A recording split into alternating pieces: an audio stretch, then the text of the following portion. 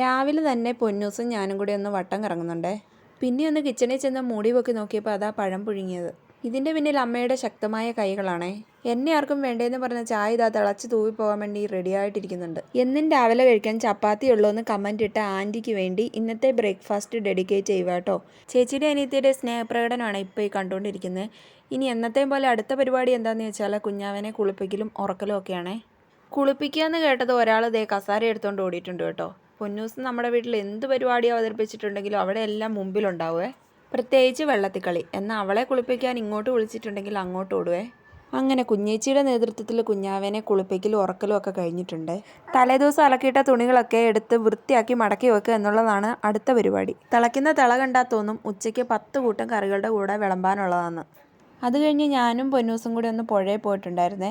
പുഴയിലുള്ള മീനിനെ പിടിക്കണമെങ്കിൽ ഇതുപോലെ കല്ലെടുത്തെറിഞ്ഞിട്ടുണ്ടെങ്കിൽ മീനിനെ പിടിക്കാൻ പറ്റുമെന്നും പറഞ്ഞ് കല്ലെടുത്തെറിയുന്ന പരിപാടിയായി ഇപ്പോൾ കണ്ടുകൊണ്ടിരിക്കുന്നത് കേട്ടോ. പിന്നെ ഞങ്ങൾ വീട്ടിലെത്തിക്കഴിഞ്ഞാൽ അമ്മ കിച്ചണിൽ എന്തൊക്കെയോ പരിപാടിയിലായിരുന്നേ.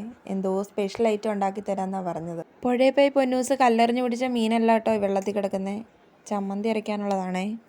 ഉള്ളിയും മുളകും ചിലിമ്പിക്കയും തേങ്ങയും ഉപ്പും കൂടി മിക്സിയുടെ ജാറിലിട്ട് 1 അല്ലെങ്കിൽ 2 കറക്കി എടുത്തിട്ടുണ്ടെങ്കിൽ ഇന്നത്തെ സ്പെഷ്യൽ റെഡി ആയിട്ടുണ്ടെന്ന് അമ്മ പറഞ്ഞിട്ടുണ്ടേ.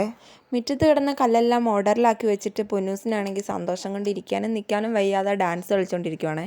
പിന്നെ ഇത് ഒരു ലോഡ് സാധനങ്ങൾ ഇവിടെ ഇറക്കുമതി ചെയ്തിട്ടുണ്ട്. ഇവിടെ ഇനി ആരുടെയെങ്കിലും എന്തെങ്കിലും കാണാതെ പോയിട്ടുണ്ടെങ്കിൽ ഈ കൂടെ വന്ന് തപ്പിയെടുത്താൽ മതിയേ.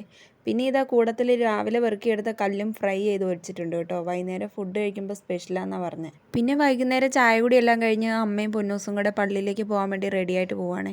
അപ്പോൾ ഇന്നത്തെ വിശേഷങ്ങൾ ഇത്രയൊക്കെ ഉള്ളൂ. അപ്പോൾ വീഡിയോ ഇഷ്ടപ്പെടുവാണെങ്കിൽ ഒന്ന് സബ്സ്ക്രൈബ് ചെയ്യണേ. ടാറ്റാ.